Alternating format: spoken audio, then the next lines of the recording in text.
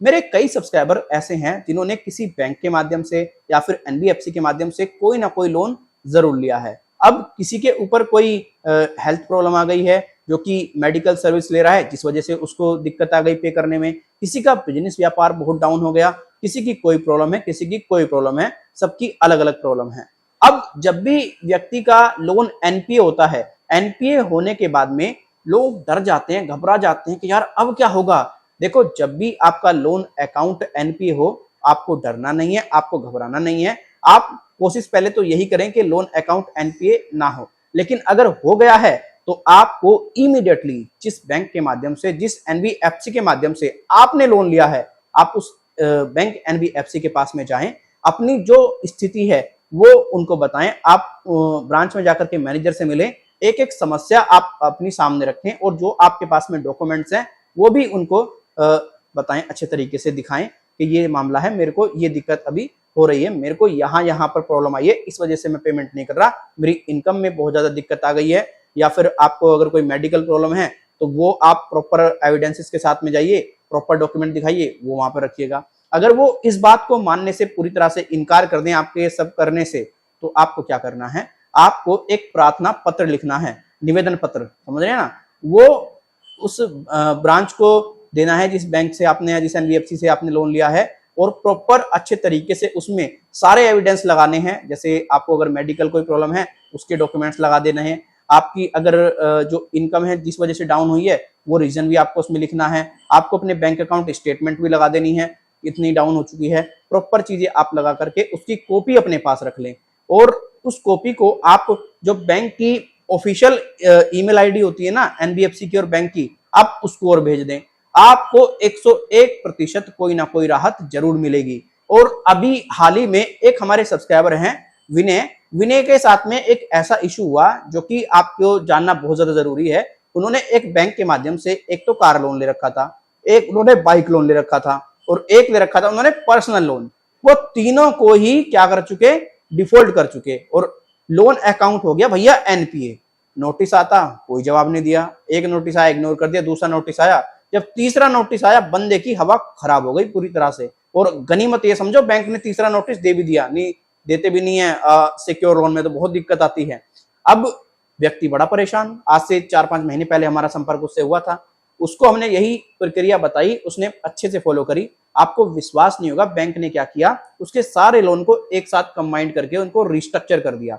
और रिस्ट्रक्चर करने के बाद में उसकी जो ईएमआई है वो तो कम हो गई, लेकिन उसका जो डेज है वो बढ़ गए, मतलब जो उसकी समय अवधि थी लोन चुकाने की वो बढ़ गई। अब वो बढ़ तो गई, लेकिन फायदा तो हो गया, बैंक ने उसको मदद तो करी। और अगर आप भी इसी तरीके से चीजों को करेंगे ना, अच्छे तरीके से कन्विंस करेंगे, तो हो सकता है आपकी मदद हो जाए। अब कई व्यक्ति मुझे ये बताते हैं कि सर जी हम ब्रांच मैनेजर के पास में जाते हैं, वो पता है क्या कहता है कि नहीं ये रिस्ट्रक्चर की फैसिलिटी तो नहीं है, रिस्ट्रक्चर की फैसिलिटी हमारे पास बिल्कुल नहीं है, आप एक काम करो भैया पेमेंट करो पूरा। अब ऐसा अगर कोई बताता है तो ऐसा नहीं है, आरबीआई के क्लियर रूल्स हैं, आरबीआई क्लियर कहता है, आरबीआई ने क्लियर आदेश देकर के रखे हैं।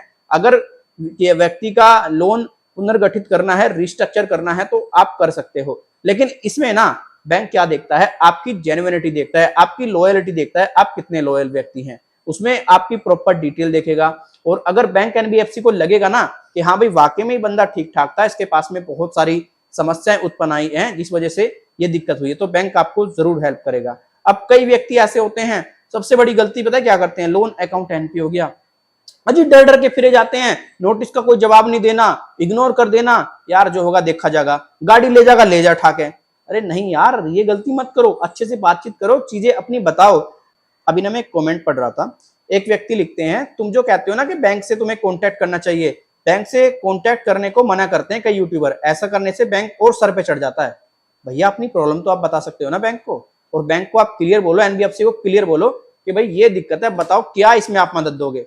कल को अगर बैंक कोर्ट में जाता है तो वहां आप ये तो दिखा सकते हो कि सर जी हमने बैंक के सामने अपनी परिस्थिति रखी थी, एनबीएफसी के सामने अपनी परिस्थिति रखी थी, तो आपके पास में तो एक एविडेंस रहेगा ना, ये बताओ मुझे।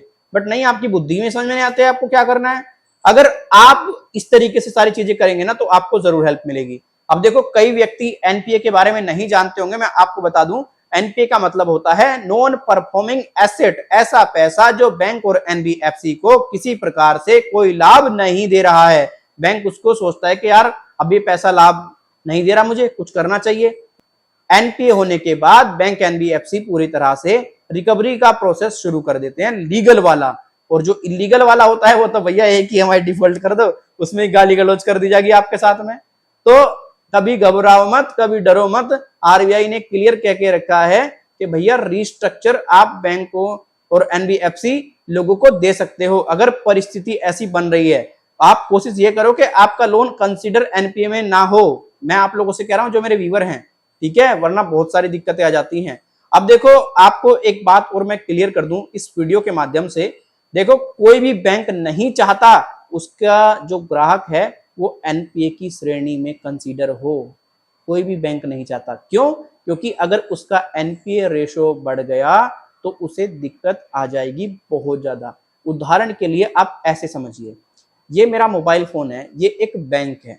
अब इस बैंक में मैं पैसे रख रहा हूं, ठीक है, लेकिन इस बैंक से पैसे जा रहे हैं, लेकिन इस बैंक में पैसे नहीं आ रहे हैं।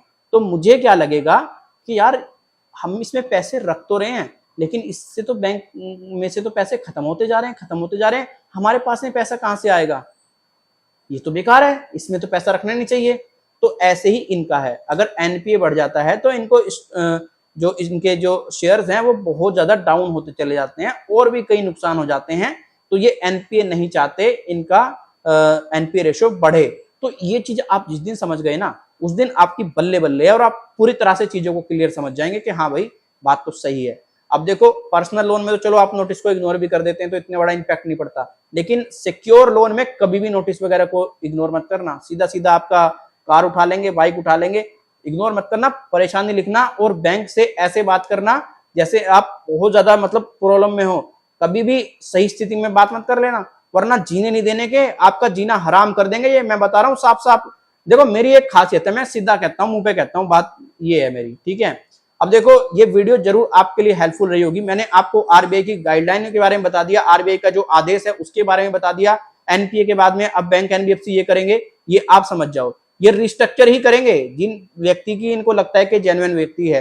तो आप भी आरबीआई को पूरी तरह से फॉलो करो, आप भी चीजों को समझो, आप भी जागरूक रहो। अगर ये वीडियो आपके लिए हेल्पफुल रही, वीडियो को लाइक करके जाएं। इस वीडियो से थोड़ी सी भी हेल्प मिले तो कमेंट सेक्शन खुलाइए, बता दो भैया क्या हेल्प मिली है। अगर हेल्प नहीं मिलती है तो फिर आप आगे बताएं, मैं आपको अगला प्रोसीजर बताऊंगा। अगर आप हमसे पर्सनली बातचीत करना चाहते हैं, अपना इश्यू में बताना चाहते हैं, तो देखिए स्क्रीन पे हमारा व्हाट्सएप नंबर आपको नजर आ रहा होगा। अगर आपको सामान्य जानकारी चाहिए तो आपको अपना नाम, अपना मोबाइल नंबर प्लस आपकी जो प्रॉब्लम है वो लिखनी है और आपको बताना है आपको टेलीफोनिकली अपॉइंटमेंट चाहिए।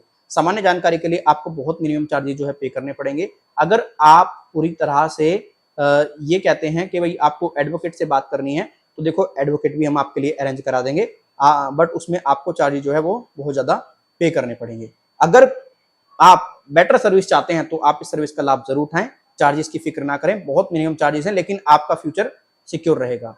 अब देखो अगर कोई बैंक एनबीएफसी आपको ये कहे कि आरबीआई ने रिस्ट्रक्चर की फैसिलिटी देने को मना कर दिया है, उससे कहो कि तू लिखित में कह।